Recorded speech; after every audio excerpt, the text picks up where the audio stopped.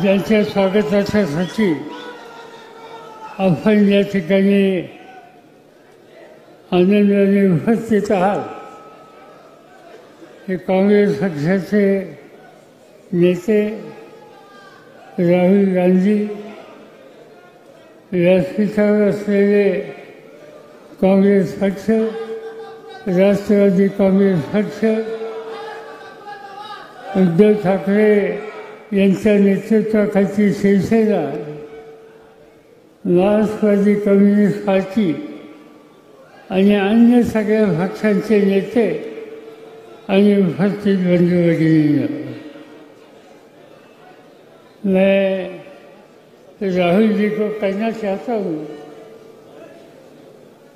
कि इस डिस्ट्रिक्ट में 1950 के बाद ऑल इंडिया कांग्रेस का सेशन हुआ था, जहाँ पंडित जवाहरलाल नेहरू थे, महात्मा गांधी थे, देश के बड़े नेता।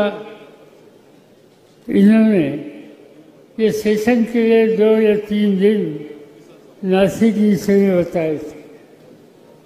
नासिक महात्मा गांधी, पंडित जवाहरलाल नेहरू, इनकी विचारधारा को स्वागत करने वाला डिस्ट्रिक्ट है और साथ साथ बहुत से बड़ी आबादी खेती में दिलचस्पी लेने वाली आबादी है। यहाँ के जो फसल हैं, चाहे प्याज हो, चाहे अंगूर हो, चाहे गेहूँ हो, मेहनत करके देश की भूख की समस्या खत्म करने के लिए यहाँ का किसान अपना खून और पसीना देता है। मगर आज वही किसानों की स्थिति बड़ी गंभीर हुई है। अंततः कारण आज देशाचं राज्य, सत्ता ज्यांच्या हातामध्ये आहे, त्यांना शेती आणि शेतकरी याच्या संबंधीची यत्किंचित सुद्धा असता नाही।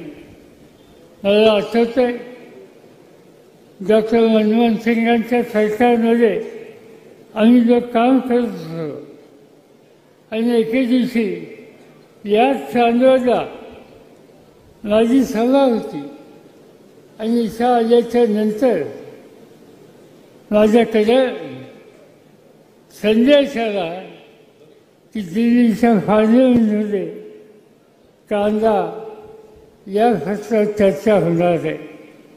इथून मी सरळ दिल्लीला गेलो। दुसऱ्या दिवशी पार्लमेंटमध्ये आज जे सत्तेत आहेत ते भाजपचे नेते गळ्यात कांद्याच्या माळा घालून सदनामध्ये आले आणि कांद्याचे भाव फार वाढलेत, आम्हाला जगणं मुश्किल आहे, या प्रकारच्या घोषणा त्यांच्या ठिकाणी केल्या। मला त्याचं उत्तर द्यायचं होतं आणि मी उत्तरात सांगितलं की कांदा हा जिल्हा शेतकऱ्याचं पीक आहे। कांदा हे एकच पीक वर्षाला देणारं पीक आहे आणि कांद्याचं उत्पन्न आणि त्याच्यावरचा खर्च हा बघितल्याच्या नंतर त्याला रास्त किंमत द्यायलाच हवी आहे आणि ती देऊ नये म्हणून भाजपने पार्लमेंटमध्ये संघर्ष केला, कांद्याच्या माळ्या गळ्यात घातल्या। मी स्वच्छ सांगून टाकलं की तुम्ही कांद्याच्या माळा घाला, नाही तर कवड्याच्या माळा घाला, कधी नाही की शेतकऱ्याला कांदा उत्पादकाला 2 पैसे मिळतात, त्याच्या भावात मी अजिबात कमाल करणार नाही, त्याच्या खर्चामध्ये तो भाग मिळतो। पण आज याच्या उलटी स्थिती आहे। आजच्या सरकारला याच्या कोणत्याही गोष्टीच्या संबंधीचं आस्था नाही, प्रेम नाही आणि या सगळ्या गोष्टीचा परिणाम आज हिंदुस्थानामध्ये शेतकरी संकटात गेलाय, कर्जबाजारी झालाय, आत्महत्या करतोय। मला आठवतंय यवतमाळ जिल्ह्यामध्ये शेतकऱ्यांनी आत्महत्या केली, त्याची माहिती घ्यायला आम्ही गेलो त्या ठिकाणी त्या कुटुंबाला भेटलो. कष्टा माणसाने आत्महत्या केली. त्या कष्टा माणसाच्या माऊलीला भेटल्यानंतर मी त्यांना विचारलं की तुझ्या मालकाने आत्महत्या का केली.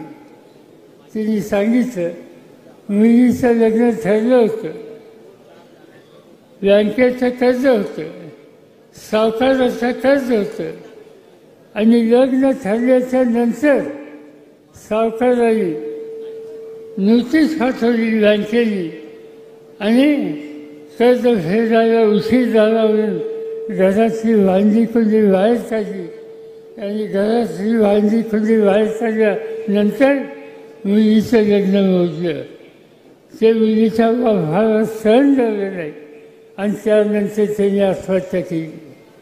दिल्लीमध्ये आम्ही लोक परत गेलो. डॉक्टर मनमोहन सिंग यांच्याशी चर्चा केली आणि ठरवलं की या देशातल्या शेतकऱ्याच्या डोक्यावरचं ओझं माफ करून टाकायचं.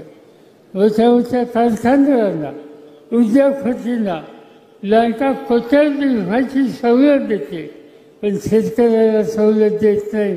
मंत्रिमंडळामध्ये निकाल घेतला, 70,000 कोटीचं कर्ज एका हुकमानीच्या ठिकाणी माफ केलं आणि शेतकऱ्याच्या डोक्यावरचं ओझं कमी केलं. पण आज काय स्थिती आहे? आज ती स्थिती फरक आहे.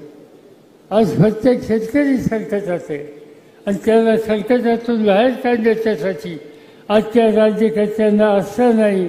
आणि म्हणून कष्ट करायच्या विरुद्धचे सरकार, शेतकऱ्याच्या विरुद्ध जे सरकार, बेरोजगार तरुणांच्या विरुद्ध जे सरकार, महागाईला निमंत्रण देणार जे सरकार, ते मोदी सरकार हटवणं हे तुमचं काम आहे. आणि त्या कामाच्यासाठी आपण सामुदायिक शक्ती देऊन सर्व देशामध्ये जे काही करता येईल ते करूया. मला आनंद आहे की या देशाच्या जनतेला देशाच्या तरुण पिढीला एकत्र करून याबद्दलचं एक जनमत सर्व देशामध्ये तयार करण्याची अत्यंत महत्त्वाची कामगिरी आज राहुल गांधी करत आहेत. त्यांच्या या विचारातून त्याला शक्ती देऊन या देशामध्ये परिवर्तन करण्याच्या कामाला लागण्याची आज आपण या चांदवडला संवाद घेऊ. एवढंच या ठिकाणी सांगतो. माझे 2 शब्द संपवतो.